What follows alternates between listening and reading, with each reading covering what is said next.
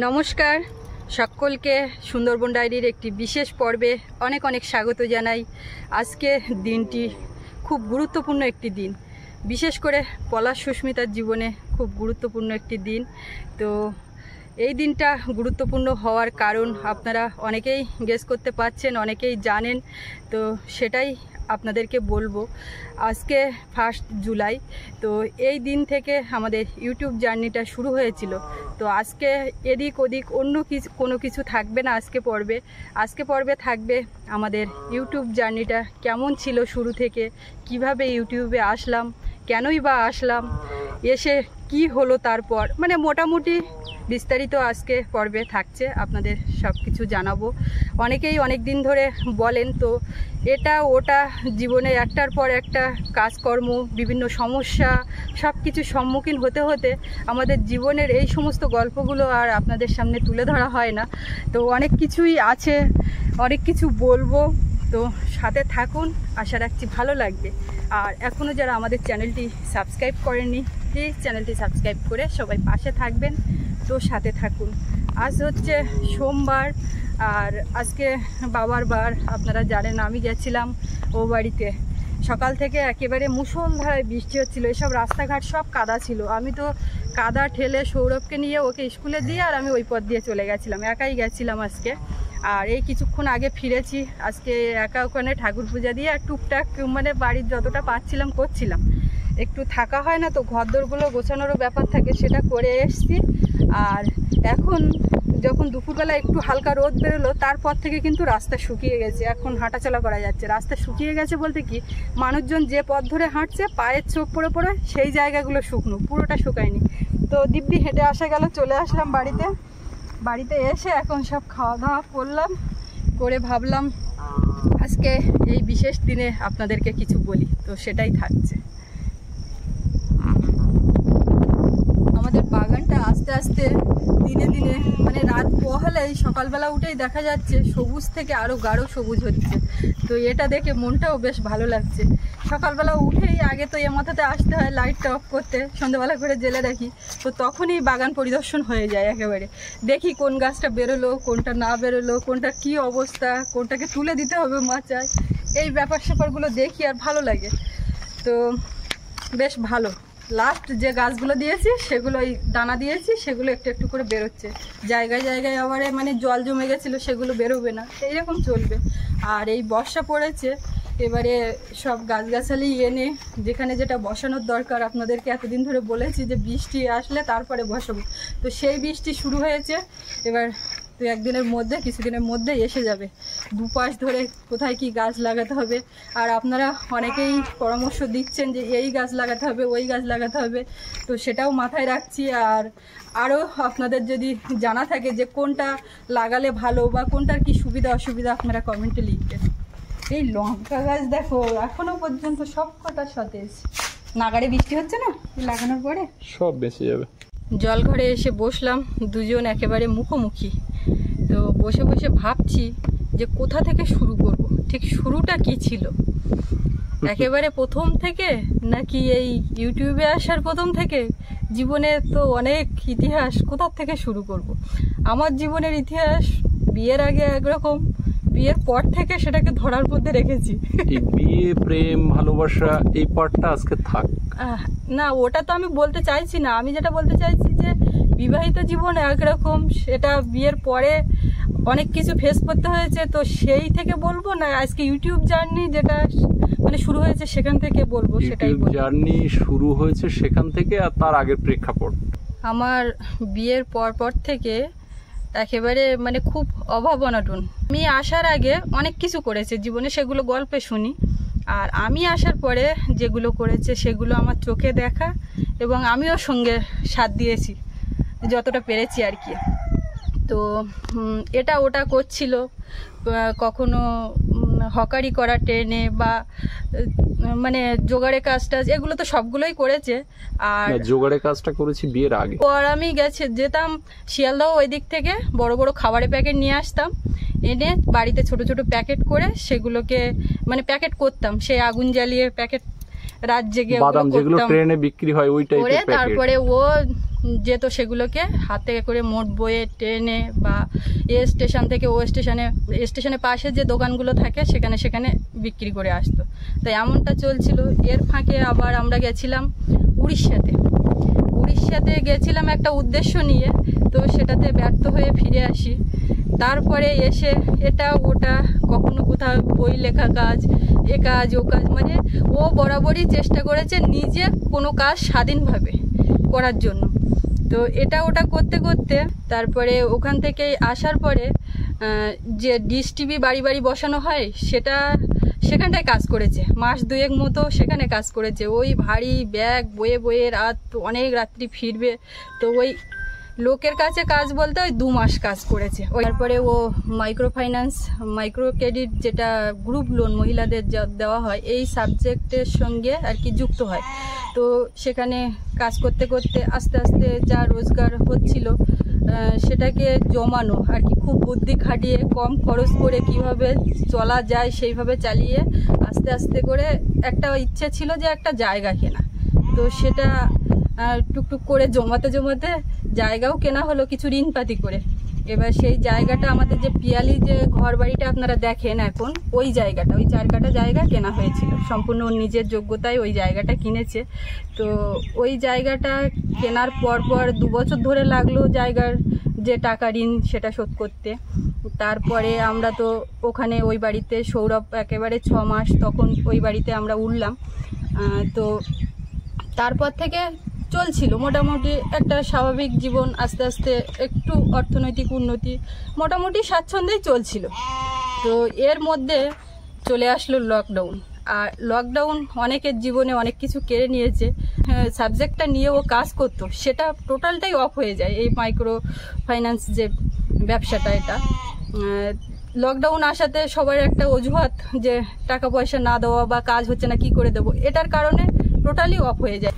এবারে একটা কাজ হঠাৎ করে চলে গেছে, কিন্তু কিছু তো সঞ্চয় থাকে, একেবারে তো খালি থাকে না। এবার সেটা দিয়ে একটু একটু করে কম খরচ করে করে করে মোটামুটি বছরখানেক চালানো গেছিল। এবার বাড়িতে ছোট সৌরভ, ছোট বাচ্চা, সেটাও একটা আছে, সংসার খরচ আছে।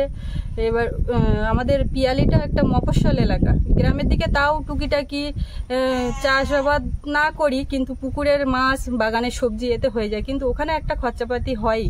তো সেটা সামাল দিতে আর পারা যাচ্ছিল না। বছরখানিক টেনে টুনে করা, আর তারপরের দিকে গিয়ে এমন অবস্থা হচ্ছে। আর লকডাউনের সময় থেকে মানে আমি একটু এটাও বলে রাখি কথা প্রসঙ্গে, মেন যে উদ্দেশ্য আজকে বলা সেখানটায় তো যাব, তার আগে কিছু কথা আপনাদেরকে বলছি। তো এই লকডাউন আসাতে কিছুটা সাংসারিক হলাম।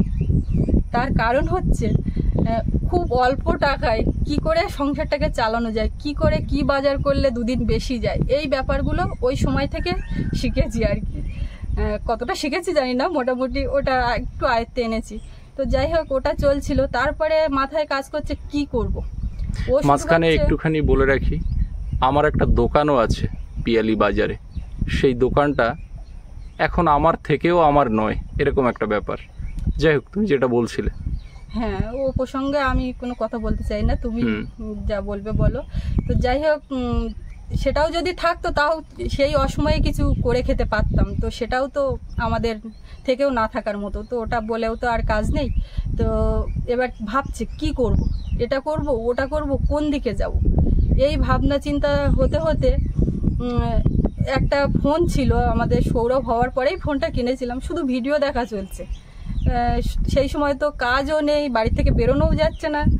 এবার ইউটিউব চালিয়ে শুধু ভিডিও দেখা চলছে।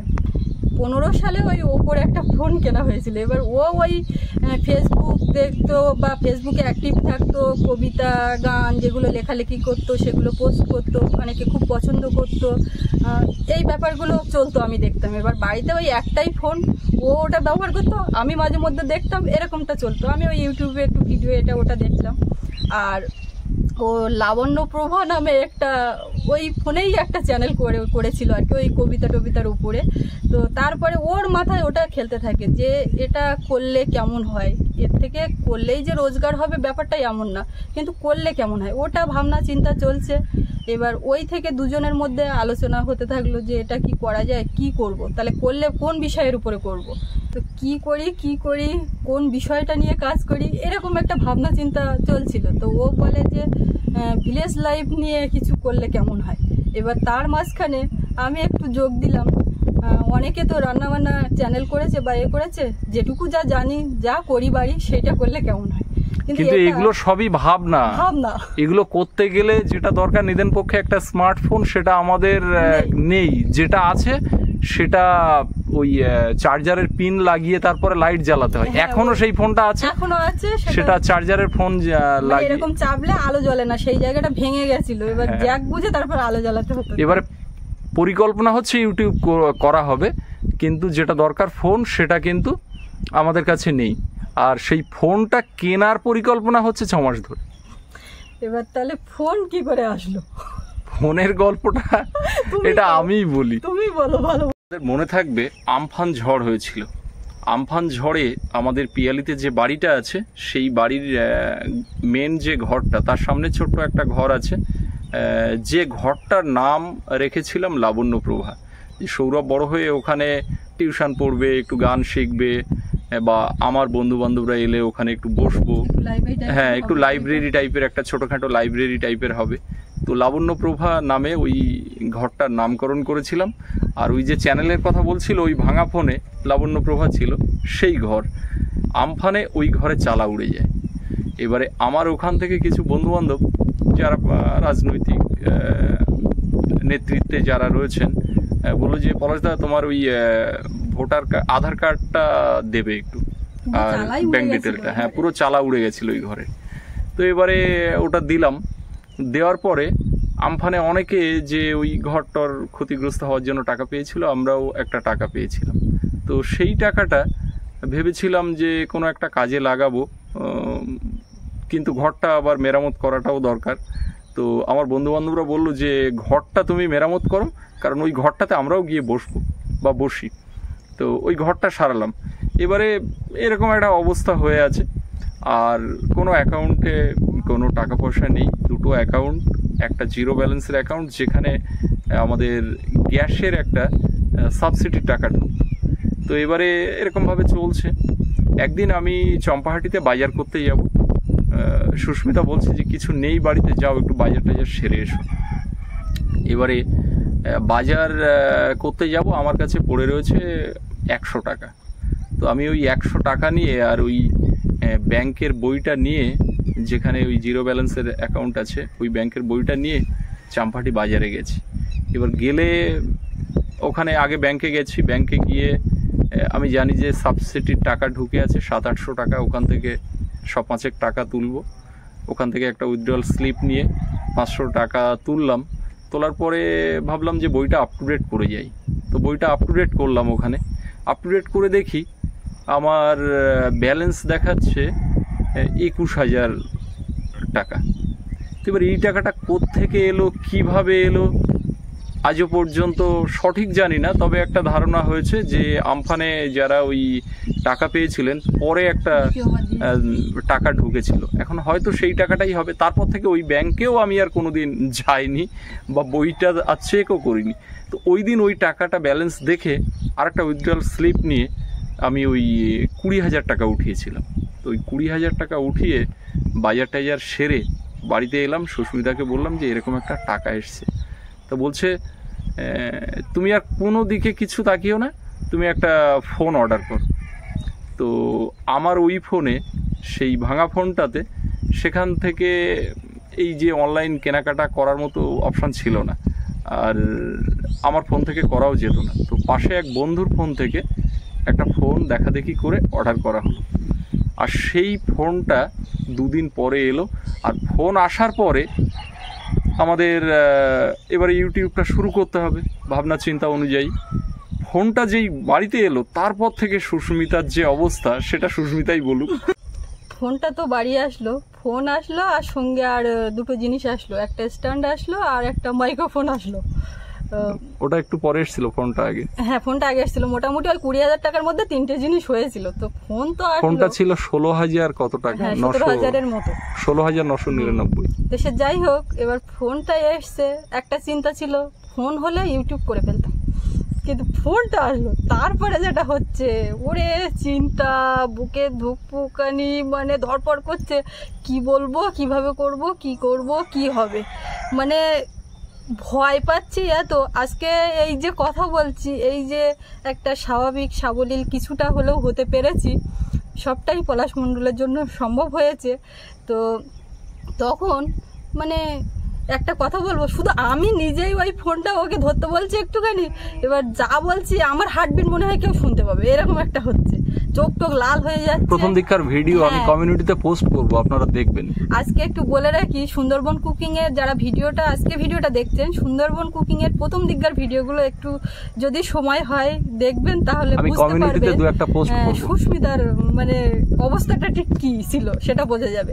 এবার কথা খুব আস্তে আস্তে, তারপরে গিয়ে মানে ওকে বলছি একটু লিখে দাও, ঠিক কি বলবো লিখে দাও, মানে বলে বলে হচ্ছে না, একটা বলে দিচ্ছে, বলার পরে আমার দিকে ধরছে, কিন্তু সেই বলা কথাটাই আমি বলতে পারছি। এমনি ফোন সরে যাচ্ছে, আমি স্বাভাবিক, কিন্তু যেই ফোনটা আমার সামনে, আমি মনে করছি আমার সামনে মনে হয় একেবারে হাজার হাজার লোকজন, আমি কত লোকের সামনে কথা বলছি তার ঠিক নেই। মানে এই 2021 সালের 1 জুলাই, হ্যাঁ, তার আগের পরিকল্পনা। 1 জুলাই তো ভিডিওটা আপলোড হয়েছে, তো তার কয়েকদিন আগে ওইটা হচ্ছে। জুনের 15 তারিখের পর থেকে এই তোড়জোড় চলছে। এইবারে মানে কোনো রকমে একটা ভিডিও, 2-3টে ভিডিও শুট হওয়ার পরে একটা ভিডিও ফার্স্ট আপলোড হয়েছে। এবার সেই ভিডিওগুলো আপলোড যখন হচ্ছে, মানে আপলোড না, যখন শুট হচ্ছে, কি করে কথা বলছি আস্তে আস্তে, যেটুকুনি যা দিচ্ছি, মানে আমি নিজেও তখন কোনোদিন ভিডিও শুট করিনি, একটু ছবি তুলেছি ফোনে। এবার ক্যামেরাম্যানও তখন সেই রকম, এডিটও ঠিক মতো করতে পারি না, তখন তেল দেবো, একটা কি ভুল হয়েছে, তেল দিতে গিয়ে কাটতে পারছে না, ঠিক করে কথা বলা যায় না, ঠিক করে কথা বলে এখন কি করে কাটবো, মানে সেই যে মানে কি হচ্ছে, তো হুলুস তুলুস বেঁধে যাচ্ছে দুজনের মধ্যে।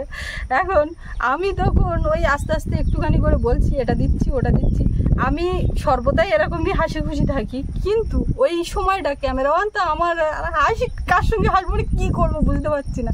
এবারে ও আমাকে লিখে দিয়েছে, ধরো তুমি একটা এই ঘুগনি বানাও, ঘুগনিটা তো পছন্দ করে, এখন এই ঘুগনিটা তুমি বানাচ্ছ, এইভাবে এই দেবে, এই বলবে, কি কি লাগে আমার কাছে দিয়ে শুনে নিয়ে ও লিখে দিয়েছে, ঠিক আছে। আবার আমি কি করি, আয়নার সামনে গিয়ে দাঁড়িয়ে নিজে নিজে, আমি বাড়ি না থাকলে, আমি পিয়ালি বাজারের দিকে গেলে ও তখন ঘরে বসে বসে ওইটা করি, তারপরে আবার আমি নিজে নিজে লিখে সেটাকে, তারপর ভাবছি লিখে কি করে হবে, মানে একটা তো শব্দ তো ভুল হবে, মানে এই সমস্ত চলছিল। তারপরে আস্তে আস্তে ওই শুরু হলো, যেভাবে হোক ওই ভিডিও চলছে। ফার্স্ট ভিডিও করেছিলাম মাছের মাথা দিয়ে মুগের ডাল, সেই মাছের মাথাটা দিয়েছিল বিশুদা। তো ফার্স্ট ভিডিও আমাদের চ্যানেলে আছে চিংড়ি দিয়ে পটল চিংড়ি, কিন্তু ওটা মোটামুটি না পটল চিংড়ি ফার্স্ট আছে, কিন্তু শুট হয়েছিল, প্রথম যেটা শুট হয়েছিল সেটা হচ্ছে মাছের মাথা দিয়ে মুগের ডাল। এবারে তখনকার ভিডিওগুলো, মানে যে রেসিপিগুলো দেবো, কি দেবো, কালকে কি খাবো আমরা তার ঠিক নেই, তো কি আইটেম দেবো। তখন আমি চিন্তা ভাবনা করতাম যে ওই প্রথম দিককার ভিডিওগুলো দেখলে বুঝতে পারবেন, কিছুটা স্ন্যাক্স টাইপের এরকম ধরনের ভিডিও, কম বাজেটে, মানে 20 টাকা 30 টাকার মধ্যে সাদা তেল কিনলে আমার চিন্তা ভাবনা থাকবে এটাতে 4টে ভিডিও তুলতে হবে, তাহলে কি রেসিপি করা যায়, কোনটা, মাথা খাটিয়ে এইগুলো করলে এতে এই লাগবে, আবার ভাবি আজকে এই ভিডিওটা করব, তারপর ভাবি এই কিনতে হবে ওই কিনতে হবে, এগুলো কিন্তু এই পনিরের তরকারি করার জন্য ভিডিও করা হবে, সেই পনিরের তরকারির কথা ভাবতে ভাবতে এক প্যাকেট পনির আনতে গেলে 1 বছর ধরে পনির করা যায়নি, 70 টাকা দাম শুনে চলে এসেছে। একটুখানি পনির কিনবো, তো একটুখানি হবে, কি করে করবো, থাকে ওটা বাদ থাক, ওর থেকে বাবা আমি এইটা করি। আচ্ছা, এগুলো তো গেল ভিডিও করার গল্প, এবার ভিডিও আপলোড হওয়ার পরে কি হচ্ছে? হ্যাঁ, আপলোড হওয়ার পরে যেটা হচ্ছে 5 ভিউ 10 ভিউ 40 30, তখন ওই একে থাকে প্রথম 6 মাস, মানে কেউ তো আমাদেরকে চেনে না জানে না, আমরাও নতুন, তখন ভিউজ 10-15 ভিউজটা নর্মাল হতো, তাও আশেপাশে আমাদের নিজেরা একটু এর ফোন দিয়ে তার ফোন দিয়ে দেখা। এবার তারপর থেকে ভিডিওতে ভিউজ 50 পার হলে আমরা মনে করতাম অনেক ভিউ হয়েছে, অনেক ভিউ হয়েছে। আর যেদিন একটা সাবস্ক্রাইবার বাড়তো সেদিন মনে করতাম যে মানে ফোন করেও আবার আমাকে বলবে জানো আজকে একটা সাবস্ক্রাইবার বেড়েছে। আবার ও ফোনের দিকে হাত দিত না, অন্য ফোন দিয়ে দেখে ওখানে সাবস্ক্রাইবারের সংখ্যাটা দেখে। ওই ফোনে হাত দেওয়া একদম বারণ। আমি পুরো প্রায় 6 মাস 1 বছর আমি ফোনে হাত দিতে পারিনি। কমেন্ট তোমার দেখতে হবে না, মানে ওর একটা মাথায় কাজ করতো কি যে এইটাই তো সম্বল, এতে যদি ও কি চাপতে কি চেপে ফেলে, আর নিজেও তো জানি না, তো এবারে কিছু যদি হয়ে যায় তাহলে সব যাবে, নিজেও জানি না, হাত দেওয়া বারণ, এরকম একটা ছিল। এই হচ্ছে সেই ফোন, এই যে আমাদের সবকটা ফোন তো খামের মধ্যেই থাকে। তবে এই ফোন দিয়ে কিন্তু আমাদের এখন চ্যানেলের কাজকর্ম বিশেষ করা হয় না, কিন্তু এটা হচ্ছে সব থেকে যত্নে রাখা হয়। এই যে ফোনটা, এই হচ্ছে তার মডেল। এই যে এই ফোনে আর কোনো কিছুই করা হয় না, এ এখন ফুললি রেস্টে থাকে। তবে এই ফোনটা কিন্তু আমরা খুব সযত্নে গুছিয়ে রেখেছি, জীবনের অমূল্য সম্পদ হিসেবে এটা আমাদের কাছে থাকবে। তো যাই হোক, ভিডিও আপলোড হচ্ছে, 20-30 জন 50 জন দেখছেন, 50-60 ভিউ হচ্ছে। এবারে পাড়াতে আর হাঁটার মতো অবস্থা নেই। পাড়াতে সবাই জানে যে পলাশ একটা ভালো কাজবাজ করে। এবারে পলাশের এখন সবকিছু হারিয়ে গেছে, গিয়ে এখন বউকে দিয়ে ভিডিও করাচ্ছে। আর সুস্মিতা যখন বাজারে এই পাড়াতে একটু বেরোয়, দোকানে যায়, জল আনতে যায়, হ্যাঁ, সয়াবিনের তরকারিটা দারুণ হয়েছে, এইটা কিভাবে রান্না করবো বৌমা, আমাকে দেখে দেখে হ্যাঁ একটু টোন্ডিং করা, ক্রিটিসাইজ করা। আমরা ওই যে মানে ঘরের সামনেটায় তো রান্না করতাম নারকেল গাছতলায়, বা এপাশে একটা গন্ধরাজ ফুল আছে, আপনারা যারা দেখেছেন জানবেন। আর ওই যে উনুনটা পাশে নিশার মা বললে আপনারা সহজে বুঝতে পারবেন, আমাদের মাসি সম্পর্কে হয়। আমি মাঠের থেকে কিছুটা মাটি নিয়ে তুলে বালতিতে করে মাসি একটা উনুন বানিয়ে দিতে হবে আমার, কোনো রকমে আমি এখন ইউটিউবে ভিডিও করব। এখন মাথায় একটা কি কাজ করে, গ্রামীণ জীবন মানে কাঠের জালে রান্না বা সবকিছু এরকম একটা ব্যাপার, বাইরে প্রাকৃতিক দৃশ্য সবকিছু মিলিয়ে মিশিয়ে থাকবে এরকম একটা। তো যথারীতি উনুনটা বানানো হলো, ওখানে বাইরে রান্না করছি, আর সামনে দিয়ে তো রাস্তা, বিকালবেলা হলে মানুষজন হাঁটবে চলবে। আর বিশেষ করে তখন একটু ভিডিওগুলো স্ন্যাক্স টাইপের হতো, তো বিকেলবেলা করে শ্যুট করতাম। সারাদিন সকাল থেকে ওদিকে করে টোরে দুপুরবেলা রান্না খাওয়া করে ওগুলো সন্ধ্যাবেলা খাওয়া হবে বা বিকেলবেলা। প্রচুর ইউটিউবে ওই টেকনিক্যাল চ্যানেলগুলো দেখে দেখে শেখার চেষ্টা করতাম যে কিভাবে ভিডিও করা হবে, কিভাবে শুট করা হবে, কিভাবে ভিডিও রেশিও করতে হয়, থাম্বনেল তৈরি করতে হয়। এগুলো কিন্তু কারোর হাত ধরে শেখা হয়নি, এগুলো নিজে নিজে চর্চা করে শিখতে হয়েছে। তো এরকম ভাবে চললো। এবারে আমাদের একটা টার্গেট ছিল যে আমরা কিন্তু যে যাই বলুক, আমরা 365টা ভিডিও এক বছর দেখবো, তারপরে যদি হবে হবে, না হবে অন্য কিছু ভাববো। আর বরাবরই সুস্মিতা এটা জানে যে সবাই যেটা করে পলাশ তার বিপরীতটা করে।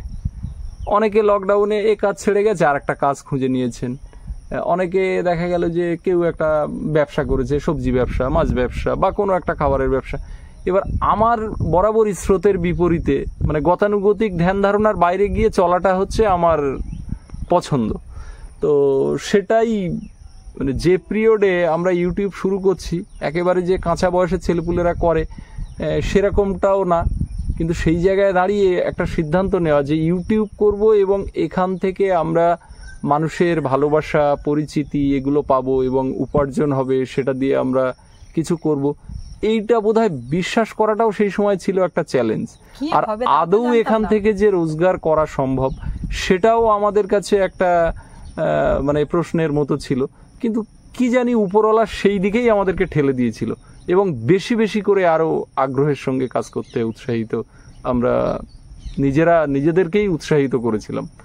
তো তারপরে দেখতে দেখতে 1 মাস, 2 মাস, 3 মাস, 6 মাস, 5 মাস কেটে যাচ্ছে।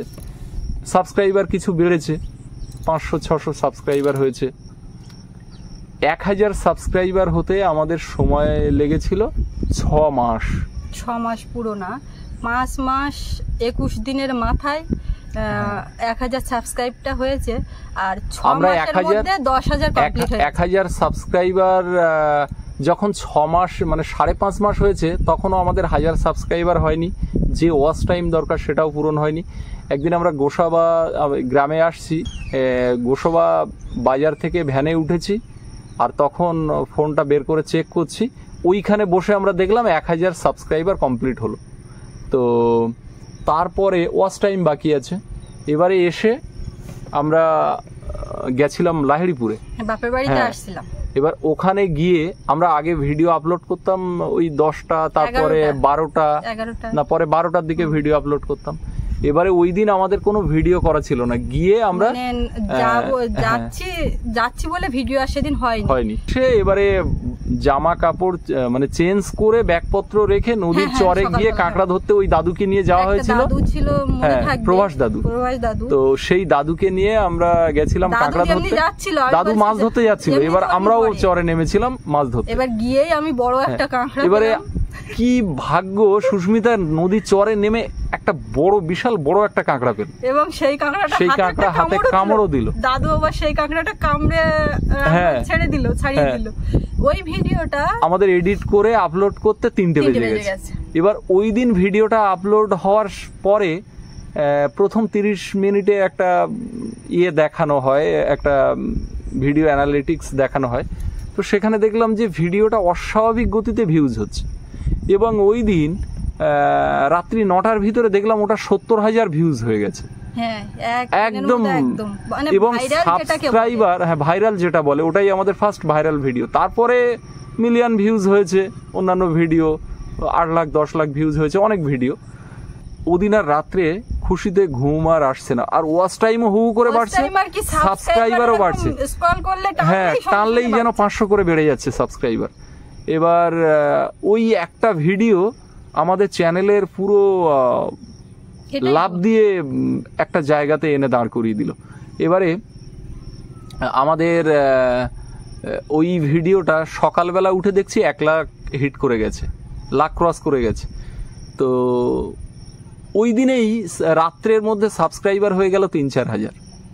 পরের দিন আমরা দেখছি 5000 সাবস্ক্রাইবার হয়ে গেছে, 2-3 দিনের মধ্যে 10,000। এবার তারপরের থেকে যা ভিডিও আমরা করেছি সেই ভিডিও সেম গতিতে, মানে 50,000, 60,000, 1 লাখ ভিউজটা যেন দিতেই হয়ে যাচ্ছে। মানে অনেক ক্ষেত্রে কি হয়, তারপরে যে ভিউজ হয় না, একটা হয়ে আরগুলো বন্ধ হয়ে থাকে। এবারে আমরা ওখান থেকে 3-4 দিন পরে আমরা পিয়ালির দিকে যাব। এবার কিভাবে মনিটাইজেশনের জন্য অ্যাপ্লাই করব সেটাও আমাদের জানা বোঝার বাইরে। এবারে সেটা কিভাবে করব তা নিয়েও টেনশন বাড়ছে। এদিকে যেমন কোটা পূরণ হয়ে গেছে, ওদিকেও টেনশন বাড়ছে, আদৌ আমরা এই যা করছি এটা সঠিক জায়গাতে পৌঁছাতে পারবো তো? ফার্স্ট টাইম যেটা দরকার 4000 ঘন্টা, সেটা হয়ে গেছে তখন 60,000 ঘন্টা। না, 10,000টা সুন্দরবনে এখানে থাকতেই 2-3 দিনের মধ্যে হয়ে গেছিল। তুমি সেই 10,000 ভিডিওতে আসলে না? হ্যাঁ, 10,000 এখানে ক্রস হয়ে গেলে তারপরের দিন ওই ভিডিও করে তারপরের দিন চলে গেছে। মনিটাইজেশন যখন করছো তখন প্রায় 15-15 হয়ে গেছে। হ্যাঁ, ওরকম। তারপরে মনিটাইজেশনের জন্য অ্যাপ্লাই করলাম। মনিটাইজেশনের অ্যাপ্লাই করার পরে তারপরে অনেকগুলো ধাপ রয়েছে। ওখান থেকে মেল আসলো, মনিটাইজেশনটা ওটা অ্যাপ্রুভ হলো। তারপরে ওখান থেকে যে গুগল থেকে একটা চিঠি আসে সেটা এলো, এবং ওই চিঠিটা আনতে গিয়ে আমরা ওই ওখানকার পিয়ালির যে পোস্টমাস্টার তার বাড়িতে চিঠি আনতে গেছি। আর ওই চিঠি নিয়ে রেল লাইন পার হতে গিয়ে মানে ওখানে একটা বিরাট দুর্ঘটনা ঘটছিল। ওই চিঠি পাওয়ার আনন্দে চিঠি দেখতে দেখতে রেল লাইন, পিয়ালি একটা ব্রিজ আছে, ব্রিজের উপর দিয়ে সুস্মিতা আমি দুজন, সুস্মিতা পেছনে আমি সামনে যাচ্ছি। ট্রেন বোধহয় আমার থেকে 100 ফুট দূরে হর্ন মেরেছে, আর আমি লাফ দিয়ে ওই চিঠি নিয়ে সাইডে এসে পড়েছি। তো তারপরে ওই চিঠি নিয়ে সেই মানে সেখানেও একটা মারাত্মক একটা সময়ের বিপদের হাত থেকে আমরা বেঁচে ওখান থেকে আস্তে আস্তে বাড়ির দিকে গেলাম। এবারে ওই চিঠি নিয়ে কিভাবে ওটা নাম্বারটাকে, কোড নাম্বারটাকে ইনপুট করব, এই নিয়ে অনেক ভিডিও দেখা দেখি করে তারপরে সব কমপ্লিট করলাম। এবং শেষমেশ আমাদের পেমেন্ট হাতে আসতে সময় লাগলো জানুয়ারির 6 তারিখে, সম্ভবত 2022 সালে আমাদের মনিটাইজেশন হলো। তারপরে আমাদের পেমেন্ট পেলাম আমরা মার্চের দিকে। আর মার্চের ফার্স্ট পেমেন্ট, সে পেমেন্ট পাওয়ারও আর এক গল্প, সে গল্প করতে গেলে আজকে ভিডিও অনেক বড় হয়ে যাবে। এবারে তারপরে ব্যাংকের সেই সুইফট কোড এটা ওটা জোগাড় করার ব্যাপার, ওগুলো করা হলো। আর ওই অ্যাকাউন্ট নাম্বার লিঙ্ক করার সময় একটা ভুল চুকের ব্যাপার, আমার একটা কনফিউশন কাজ করছিল, তাই নিয়ে আমি 15 দিন একরকম খাওয়া ঘুম হয়নি।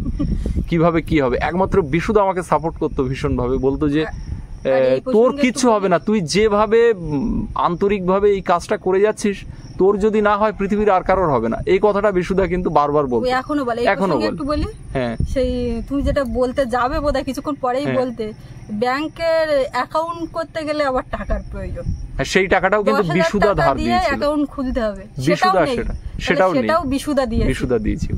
তো এটাও বিশুদা ঘর বাঁধার সময়ও টাকা ধার দিয়েছিল, জমি কেনার সময়ও ধার দিয়েছিল, অস্বীকার করা জমি কেনার সময়ও বিশুদা ধার দিয়েছিল।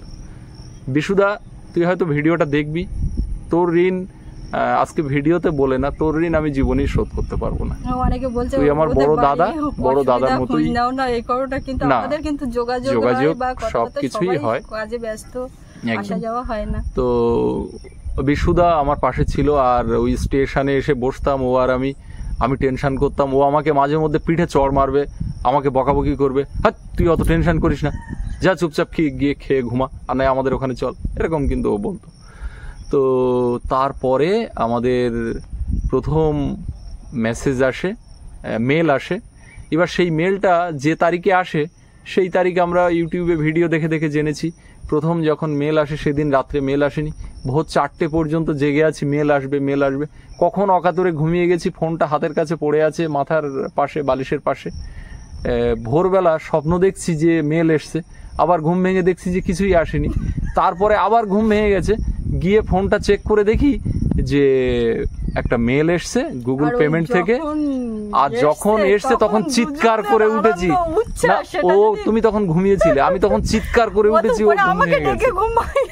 এবারে সেই যে মেলটা এলো, এবারে তারপরে আমি ব্যাংকে ফোন করছি, বলছে কই না, তাহলে রেমিটেন্স ঢুকেছে, এখনো ওটা আসেনি। তারপরে সে ব্যাংকের থেকে টাকা ওঠাতে আরো কিছুটা গল্প, যাই হোক অবশেষে মোটামুটি ক্যাশ যতক্ষণ না হয়েছে ব্যাংকে ততক্ষণ চিন্তা যায়নি। তো অবশেষে আমরা ফার্স্ট পেমেন্ট পেলাম, আর পেমেন্ট হাতে পাওয়ার আগে আমরা গাড়ি ভাড়া করে গেছিলাম দক্ষিণেশ্বরে পূজা দিতে। সুস্মিতার এটা মানসিক ছিল যে যদি আমরা পেমেন্ট পাই, না 6 মাসের মধ্যে যদি চ্যানেলটা স্ট্যান্ড করে তাহলে দক্ষিণেশ্বরে গিয়ে পূজা দেবো। তো সত্যি কি করে যে ঠাকুরের কৃপায় ঠিক 6 মাসের আগে, বলছি না 5 মাস, 6 মাসের মধ্যেই সব কমপ্লিট হয়েছে। তবে এই 6 মাসটা যে কি 6 মাস, এটা জীবনে কখনো ভোলার নয়, মানে বলে বোঝানো যাবে না। আমি মানুষ অনেক কথা বলেছে, অনেকে অনেক কিছু করেছে।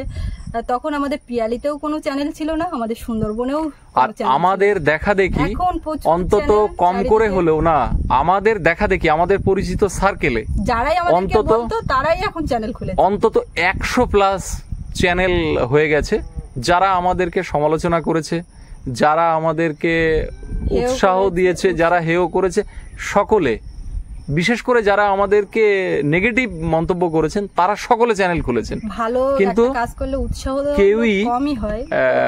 আজকে না, যারা নেগেটিভ কমেন্ট করতেন, মন্তব্য করতেন আমাদের সামনে পেছনে, অনেকেই তারা চ্যানেল খুলেছেন, কিন্তু কেউই তারা চ্যানেল মনিটাইজ করতে পারেননি। পেরেছেন কারা? যারা পেরেছেন তাদের কথা আজকের দিনে আর নাই বা বললাম। আর এই যে জার্নিটা শুরু হওয়ার পরে আমরা পাকাপাকিভাবে সুন্দরবনে থাকার সিদ্ধান্ত নিই। আর সুন্দরবনে আসার গল্পটা আর একদিন করব। সুন্দরবনে নতুন করে আসা কি, আমার তো জন্ম সুন্দরবনে, মাঝখানে 22টা বছর পিয়ালিতে কাটিয়েছি। আর সেই দিন থেকে আমাদেরকে পিছনে ফিরে তাকাতে হয়নি। ইউটিউব আমাদের জীবনে এত কিছু দিয়েছে, যেটা হয়তো এই প্ল্যাটফর্মে না এলে আমাদের জীবনটা ব্যর্থ হতো। এই প্ল্যাটফর্মে এসে আমরা পেয়েছি অনেক কিছু। তো আমরা যখন ইউটিউবে যাত্রা শুরু করেছি, সেদিন থেকে ইউটিউবের ফার্স্ট পেমেন্ট পাওয়া পর্যন্ত এই সময়কালের ভিতরে কেউই কিন্তু আমাদের সঙ্গে ছিল না।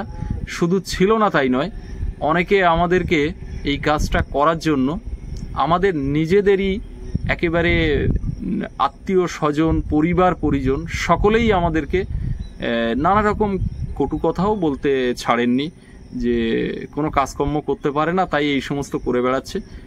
যারা বলেছিল তাদেরকে আপনারা অনেকটাই দেখেছেন, তারা আজকে আপনাদের সামনে অন্যভাবে উপস্থাপিত হচ্ছেন। যাই হোক, তো এই যাত্রার যে কঠিন লড়াই, সেই লড়াইয়ে সুস্মিতা পলাশ ছিল এবং আজকে যে সৌরভ একটু বড় হয়েছে, সেই সৌরভ খুব ছোট জন্মের পর থেকে। সে দেখেছে কিছুদিন পর থেকে দেখেছে, ওর বুদ্ধি জ্ঞান যখনই হয়েছে তখন থেকে ও দেখছে যে বাবা মা এই জার্নিটা করছে। তো আমরা এই তিনজনই ছিলাম। তো ইউটিউবের ফার্স্ট পেমেন্ট পাওয়ার পরে এই খুশির খবরটা প্রথমে দিয়েছিলাম বিশুদাকে, আর তারপরে দিয়েছিলাম আমার শ্বশুর শাশুড়ি আর বাবা মা এখানে ছিল, এনাদেরকে দিয়েছিলাম। তো অনেকে অনেক রকম মন্তব্য, যে কি এটা থেকে একবার এসছে দেখ, এটা কি একবারই আসে, একবার এসছে দেখ, হয়তো আর আসবে না, এরকম মন্তব্য। তো তারপর পরপর যখন এটার আরও শ্রীবৃদ্ধি হচ্ছে, আমরা যখন আরও আন্তরিকতার সঙ্গে, যেহেতু আমরা একটা স্বীকৃতি লাভ করলাম, তারপরে যখন আরও আন্তরিকতার সঙ্গে আরও তাগিদ নিয়ে যখন কাজটাকে এগিয়ে নিয়ে যাচ্ছি, সুন্দরবনকে যখন তুলে ধরার একটা প্রচেষ্টা আমরা অব্যাহত রেখেছি, তখন এই সুন্দরবনে আর 5 জনের মতো যাদের জীবনযাপন আমাদের পরিবারের মানুষজন, কি সুস্মিতার বাপের বাড়ি কি আমার বাড়ির, এদেরকেও আমরা ভিডিওতে দেখাতে শুরু করলাম। আর তারপর থেকে যা ঘটনা পরম্পরা, আমি কিছু বলতে চাই না আজকের দিনে। তো এই হচ্ছে আমাদের জার্নি। এই 3 বছরে আমাদের যেমন অর্থনৈতিক শ্রীবৃদ্ধি হয়েছে, আমাদের বন্ধু বান্ধব সার্কেল বেড়েছে, আমাদের বহু ফ্যান ফলোয়ার তৈরি হয়েছে, যারা আমাদেরকে স্নেহ করেন, ভালোবাসেন, যাদের ভালোবাসায় আজকে আমরা এই জায়গাতে এসেছি, তাদের প্রতি আজকের দিনে আমাদের কৃতজ্ঞতা, শ্রদ্ধা, ভালোবাসা, প্রণাম জানাই। কারণ আপনারা পাশে না থাকলে এই জায়গা আমরা কখনোই পেতাম না। আর এই প্ল্যাটফর্মে এসে অনেক কিছু যেমন পেয়েছি, আবার সম্পর্কগুলো বদলে যেতেও দেখেছি। তো সব মিলিয়ে মিশিয়ে অভিজ্ঞতাটা এরকম, জীবনে চলার পথে নানা রকম ঘাত প্রতিঘাত পেরিয়ে আজকে যে আপ্যায়নে বসে আমরা কথা বলছি, 3 বছর আগে এই আপ্যায়নটাও ছিল আমাদের কাছে স্বপ্ন দেখতে গেলেও একটা সাধ্য দরকার। এই স্বপ্নটা দেখার সাধ্যও ছিল না। এই ইউটিউবই আমাদেরকে এই স্বপ্ন দেখতে সাহায্য করেছে। আর আপনারা যারা আমাদেরকে প্রতিদিন দেখেন, আপনারাই আমাদেরকে এই জায়গাতে এনে দাঁড় করিয়েছেন। তাই আপনাদেরকে বিনম্র শ্রদ্ধা, নমস্কার, প্রণাম, ভালোবাসা। আপনারা আছেন বলেই আমরা আছি। তো আজকে পর্বে আমাদের ইউটিউব জার্নিটা আপনারা শুনলেন যে কিভাবে কি করে আসলাম। তো শুরু থেকেই একটা ইচ্ছে ছিল যে পরিচিতি একটা যে পাওয়ার ব্যাপার, তো সেটা আমার স্বামীর জন্য, আর আপনারা সবাই সেই সম্মান, সেই ভালোবাসা, আশীর্বাদ আমাদেরকে দিয়েছেন। তো আমাদের অর্থনৈতিক সচ্ছলতা এসেছে, সেটা আমাদের আপ্যায়ন তার মধ্যে দিয়ে ফুটে উঠেছে। তো এই যে গল্পটা আপনারা শুনছিলেন, 6 মাসের জার্নির গল্পটা বলা হচ্ছে যে খুব কঠিন ছিল, ভিউজ হচ্ছে না, তাও কাজ করছি, কি হবে, এটা ছিল অনিশ্চিতভাবে অনিশ্চয়তার মধ্যে একটা কাজ করা। আর তারপর যখন নিশ্চয়তা খুঁজে পেলাম, তখন আরও বেড়ে গেল, মানে কাজের প্রতি একটা দায়িত্ব, দায়বদ্ধতা, তারপরে আছে অস্তিত্বটাকে টিকিয়ে রাখার লড়াই, মানে নিজের জায়গাটাকে ধরে রাখার লড়াই। তো আজকে হয়তো অর্থনৈতিকভাবে একটু সচ্ছলতা আছে, কিন্তু এই যে লড়াই, এটা কিন্তু প্রতিদিন দিতে হচ্ছে। যে আমার আজকে আপ্যায়ন গড়ে উঠেছে বা একটা বাড়ি হয়েছে, এই হয়েছে, সব ঝামেলা মিটে গেছে, ব্যাপারটা কিন্তু এরকম না। প্রতিদিনই লড়াই, আর টিকে থাকার লড়াই। মানে রোজ রোজ নতুন নতুন কত চ্যানেল তৈরি হচ্ছে, তারা হারিয়ে যাচ্ছে, কিন্তু নিজেদের অস্তিত্বটাকে টিকে রাখা। অনেকের মিলিয়ন মিলিয়ন ভিউজ হচ্ছে, মিলিয়ন সাবস্ক্রাইবার, তাদের কিন্তু ভিউজ একদম জিরোতে এসে ঠেকে গেছে। 2000-1000 ভিউজ হয়, অথচ সাবস্ক্রাইবার 1 মিলিয়ন 2 মিলিয়ন। তাই এই প্ল্যাটফর্মে টিকে থাকাটা হচ্ছে একটা বিরাট চ্যালেঞ্জ। প্রথমে যদি কেউ মনে করে যে আমার 50,000-1 লাখ ভিউজ হচ্ছে মানে আমি বোধহয় বিরাট একটা জায়গায় আছি, আদৌ কিন্তু তা নয়। প্রতিদিন, প্রতি মুহূর্তে কি হবে সেটা কিন্তু আমরা এটা প্রতিদিন অনিশ্চয়তার একটা জায়গা। এখানে টিকে থাকাটা বিরাট কঠিন একটা ব্যাপার। এইবার সকাল থেকে উঠে রোজ রোজ নতুন নতুন কন্টেন্ট নিয়ে ভিডিও করা যেমন আছে, তারপরে মানে ভিডিওটাকে কন্টিনিউ করা সেটাও একটা ব্যাপার, একদিনও বন্ধ দেওয়া যাবে না। এবার কখন মানুষ অসুস্থ হচ্ছে, কখন কি হচ্ছে, সারা বছর তো ঝড় সমান যায় না। বৃষ্টি বন্যা পূজা, এখানে 365 দিনে আমাদের কোনো একদিন ছুটি নেই। এই 3 বছরে যা কিছু হয়েছে সবই তো আপনাদের ভালোবাসা আশীর্বাদে হয়েছে। আর সেই সাথে সাথে আমাদের অক্লান্ত পরিশ্রম একটা তো আছেই, এটা এখনো করে যাচ্ছি। যতদিন এই প্ল্যাটফর্মে থাকতে হবে এটা করতে হবে। এই ভাবি যে আজকে খুব কষ্ট হয়ে যাচ্ছে, আজকে আর পাচ্ছি না ভিডিও দিতে।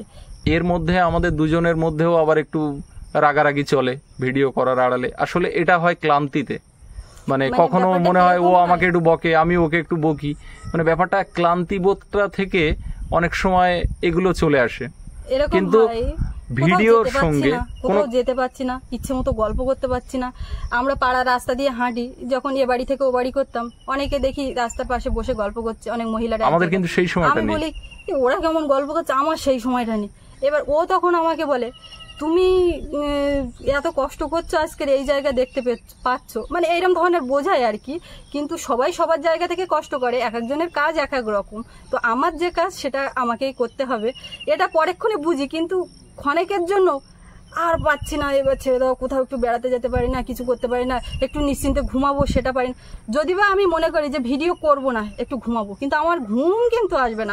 ভিডিও বন্ধ থাকলে সেদিন ঘুম আসবে না। ভিডিওর কাজ কমপ্লিট করে যদি আমি ঘুমাতে পারি, সময় কতবার আমরা ভেবেছি যে ঠিক আছে একটা দিন ভিডিও বন্ধ থাক দুটো চ্যানেল, কিন্তু আমরা দুজনেই বলেছি, কিন্তু বন্ধ করতে পারিনি। আজকে যেমন ধরুন হাতে হাতে ও বাড়িতে গেছিলাম, দুপুরে কিন্তু কুকিং এর ভিডিও শুট হয়নি, তাহলে এবার কি হবে, ভিডিও কি বন্ধ যাবে? এখন হয়তো বলছি ভাল লাগছে না, থাক রাত্রি, ও একটা দিন যাক, কিন্তু কোনো মতেই হবে না। রাত 12টা 1টা 2টো বেজে যাচ্ছে ভিডিও শুট করতে করতে, কিন্তু চলছে, এটা আর কি হয়ে যাচ্ছে। তো আপনারা যারা আমাদের শুরুর দিন থেকে আমাদের পাশে ছিলেন, পরে যোগ হয়েছেন, বা আজকের দিনেও আজকের ডেটেও নতুন দেখছেন, সকলকে অনুরোধ করব সবাই পাশে থাকবেন, যেভাবে ভালোবেসেছেন আশীর্বাদ করেছেন সেভাবেই আমাদের পাশে থাকবেন, এটাই অনুরোধ। আর এতদিন ধরে আমাদের পাশে থাকার জন্য সকলকে অনেক ধন্যবাদ, অনেক ভালোবাসা, এবং বড়দেরকে আমাদের পক্ষ থেকে প্রণাম জানাই। অনেক কথা বললাম, হয়তো অনেক কথা ছাড়িয়েও গেল, আর 3 বছরের কথা এই সামান্য সময়ে বলা সম্ভব নয় সবটা। তো যাই হোক, তারপরেও একটা মেসেজ দেব, যারা নতুন মনে মনে ভাবেন যে ইউটিউব করব, এই প্ল্যাটফর্মে আসব, অনেকেই আমাকে ফোনও করেন, তাদের সকলকে বলি এই প্ল্যাটফর্মটা একটা কঠিন চ্যালেঞ্জের জায়গা। এখানে যদি আপনাকে আসতে হয় তাহলে অত্যন্ত প্রতিকূল পরিস্থিতির সঙ্গে আপনাকে মানিয়ে নিয়ে চলার মানসিকতা থাকতে হবে। 1, 2 হচ্ছে আপনি যেটা ভালো পারেন, যদি আপনি ভালো গান করতে পারেন, যদি আপনি ভালো রান্না করতে পারেন, যদি আপনি ভালো ছবি আঁকতে পারেন, আমি বলতে চাইছি যার যে গুণটা আছে সেইটা নিয়ে কাজ করতে হবে। হয়তো আপনার মনে হলো যে আমি রান্নার চ্যানেল করব, কিন্তু আপনি ভালোবাসেন ছবি আঁকতে, আপনার কিন্তু হবে না। আর এখানে আপনাকে আসতে গেলে ভাবতে হবে প্রথমে যে এখান থেকে টাকা উপার্জন করব, এই ভাবনা নিয়ে যদি নতুন কেউ এসে এই প্ল্যাটফর্মে কাজ করতে চায়, সে কিন্তু কিছুই করতে পারবে না। আমার অন্তত এই অভিজ্ঞতা হয়েছে। যদি আপনি ভাবেন যে আপনার প্যাশন আছে, আপনার ভালোবাসা আছে কাজের প্রতি, যেটা আপনি দেখাতে চান, তাহলে কিন্তু আপনি এখানে যদি লড়াই করতে পারেন, টিকে থাকতে পারেন, কন্টিনিউটি বজায় রাখতে পারেন, তাহলে আপনি সফল হবেন। এই প্ল্যাটফর্মটা অনেক মানুষের জীবন গড়ে দিয়েছে, তার উদাহরণ আমরা। আর এই প্ল্যাটফর্মে টিকে থাকাটা এবং এই প্ল্যাটফর্মে ধারাবাহিকভাবে টিকে থাকাটা অত্যন্ত অত্যন্ত কঠিন, তবে অসম্ভব নয়। সকলে ভালো থাকবেন আর সকলে আমাদের পাশে থাকবেন। এতক্ষণ সাথে থাকার জন্য সকলকে অনেক অনেক ধন্যবাদ।